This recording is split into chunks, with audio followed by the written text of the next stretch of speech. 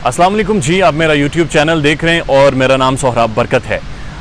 कल एक बहुत बड़ी डेवलपमेंट हुई जिसका बदकिस्मती से पाकिस्तान का जो प्राइम टेलीविज़न है उसने जिक्र नहीं किया, लेकिन आज की मैं अंग्रेज़ी अखबार देख रहा था, बहुत सारी अखबारात में ये टॉप स्टोरी लिखी गई है। और ये दिलचस्प खबर इसलिए है क्योंकि इसके बहुत सारे असरात और बहुत सारा बैकग्राउंड है जिसकी वजह से ये डेवलपमेंट हुई है। नरेंद्र मोदी ने पहली दफ़ा 2019 में जब उन्होंने कश्मीर का ख़ास स्पेशल स्टेटस ख़त्म किया, उसके बाद से पहली दफ़ा उन्होंने कश्मीर के तकरीबन 14 लीडर्स के साथ, पॉलिटिकल पार्टीज़ के मुख्तलिफ सियासी जमातों के 14 लीडर्स के साथ एक मुलाकात की है न्यू दिल्ली में अपनी रिहाइशगाह पर। और ये मुलाकात तकरीबन 3 घंटे तक जारी रही।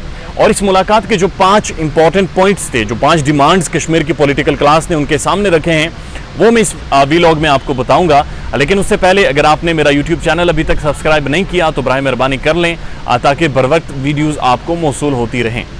अच्छा जी, हुआ ये है कि आज़ाद कश्मीर में भी किसी सियासी जमात ने इस बात का जिक्र नहीं किया और ये बहुत बड़ी एक डेवलपमेंट है। डेवलपमेंट ये है कि जी मोदी सरकार ने आज़ाद कश्मीर की सियासी जमातों को न्यू दिल्ली में बुलाया और उनके साथ बातचीत का आगाज़ किया है।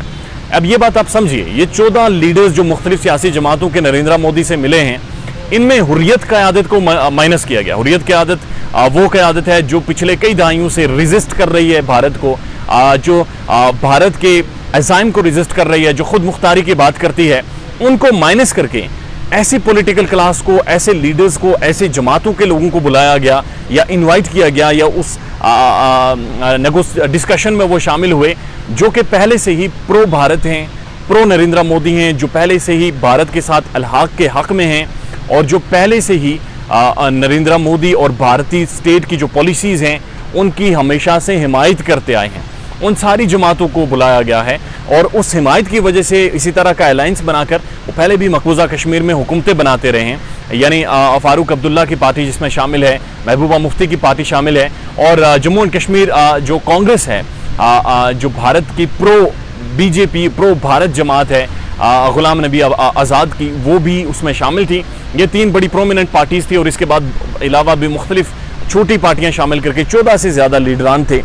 एग्जैक्ट 14 फिगर है जो नरेंद्र मोदी से मिले हैं और 3 घंटे इनकी मुलाकात जारी रही है। 5 डिमांड्स की हैं जिन कश्मीरी लीडर्स ने नरेंद्र मोदी से। पहली डिमांड नंबर 1 कि कश्मीर का जो स्पेशल स्टेटस आपने ख़त्म किया है, कश्मीर का जो स्टेटहुड आपने ख़त्म किया है, उसको दोबारा से बहाल करें। ये उन्होंने डिमांड की है कि जो आपने 5 अगस्त 2019 को आर्टिकल 370 ख़त्म करके कश्मीर का जो एक स्पेशल स्टेटस था वो ख़त्म किया है, उसे दोबारा से बहाल किया जाए। डिमांड नंबर 2, आज़ाद कश्मीर के अंदर, मकबूजा कश्मीर के अंदर प्रोविंशियल असम्बली के, वहाँ के असम्बली के इंतखाबात करवाए जाएँ फौरी तौर पर। पॉइंट नंबर 3 और तीसरे पॉइंट पर उन्होंने कहा कि जो प्रिजन्स हैं, जो सियासी लोग आपने कैद किए हैं आर्टिकल 370 के एब्रोगेशन के बाद, उन सब को रिलीज़ किया जाए। आर्टिकल नंबर 4, जो भारतीय पंडित हैं जो मकबूजा कश्मीर में थे, जो मकबूजा कश्मीर से 90s की दहाई में चले गए थे या उन्हें निकाल दिया गया था, उनको उनकी दोबारा से आबादकारी की जाए, उन्हें दोबारा से वापस लाया जाए। लेकिन इंटरेस्टिंगली पॉइंट नंबर 5 जो सबसे ज़्यादा इंपॉर्टेंट है वो है कि डोमिसाइल के जो लॉज हैं, डोमिसाइल के हवाले से जो कानून साजी है मकबूजा कश्मीर में, उसकी पॉलिसी बिल्कुल वाज़े की जाए। ये सबसे इंपॉर्टेंट पॉइंट है और इसे समझने की ज़रूरत है। पहली चीज़ आप ये समझिए कि जो पहला पॉइंट था जिस पर बड़ी डिटेल में बात हुई थी वो ये था कि जनाब कश्मीर का स्टेटहुड दोबारा से बहाल किया जाए। अच्छा, ये बात आप समझिए कि ये जो भारत ने इकदाम किया था ये इसकी कोई वैल्यू नहीं थी, क्योंकि आप यूनियन टेरिटरीज से स्टेट तो बना सकते हैं लेकिन स्टेट को आप यूनियन टेरिटरीज में कन्वर्ट नहीं कर सकते। सो इसमें कोई मुज़ाहिका नहीं है या कोई बड़ी बात नहीं है कि आने वाले दिनों में या कुछ महीनों में भारत कश्मीर का स्टेटहुड दोबारा से बहाल कर देगा। पॉइंट नंबर 2, प्रोविंशियल असम्बली के इंतखाबात करवा जाए, अगेन नॉर्मल थिंग हो जाएगा। पॉइंट नंबर 3, पॉलिटिकल जो प्रिजनर्स हैं उन्हें छोड़ा जाए, वो भी भारत छोड़ देगा।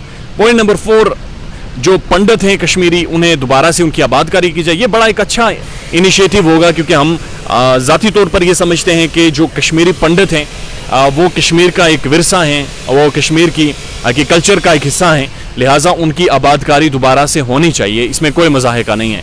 लेकिन पॉइंट नंबर 4 बड़ा इंटरेस्टिंग है, डोमिसाइल लॉज वाज़े किया जाए। चूँकि भारत कश्मीर के अंदर डेमोग्राफिक चेंजेस कर रहा है कश्मीर के अंदर।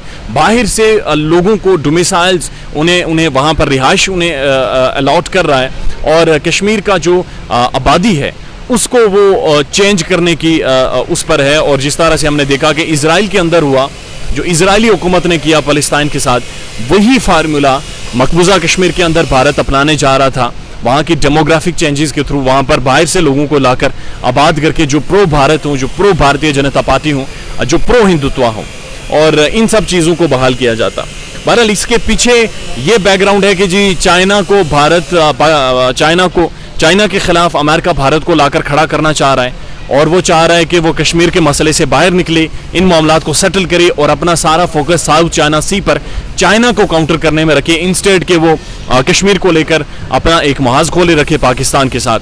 दूसरा हम इसकी बैकग्राउंड ये हो सकता है कि भारत कोशिश कर रहा है कि वो किसी तरह से अपनी साख दोबारा से मेंटेन करे। वो ये पैगाम देना चाहता है कि हम कश्मीर की जो पॉलिटिकल क्लास है, जो लोग हैं, उनके साथ बातचीत कर रहे हैं, उनके साथ गुफ्तगू में मगन है।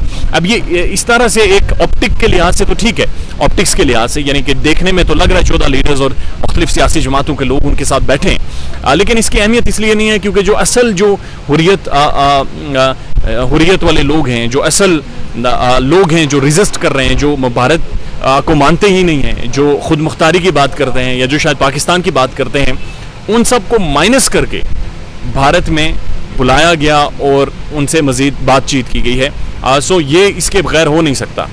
ये सारे इक़दाम हैं जी। अमित शाह भी मौजूद थे, और ये भी बताया गया, बहुत सारी अखबारात में ये छपा है, भारत के टेलीविज़न चैनल्स ने रिपोर्ट भी किया है कि मोदी सरकार को इस वक्त कोई इतना बड़ा ख़तरा या कोई इतना बड़ा इंटरनेशनल प्रेशर था नहीं कि ये इस तरह के इक़दाम की तरफ जाते। बज़ाहिर ऐसे लग रहा है कि एक सॉफ्ट इमेज के लिए किया है, और दूसरा ये कि आज़ाद कश्मीर में चूँकि इंतखाबात होने जा रहे हैं तो सबकी तवज्जो आज़ाद कश्मीर के इंतखाबात पर है, और मोदी ये चाह रहे हैं इसी दौरान वो बहुत सारे डोमिसाइल के हवाले से लॉज बनाएं जहाँ से भारत के बाहर के लोग वहाँ पर आबाद हो सकें। हम इंशाअल्लाह जी इस चैनल के प्लेटफॉर्म से फॉलो करेंगे इन सारे इक़दामात को, इन सारी डेवलपमेंट्स को, और टाइमली आप तक पहुँचाते रहेंगे। अपना बहुत सारा ख्याल रखिएगा, और हमारे चैनल का भी। अल्लाह हाफिज़।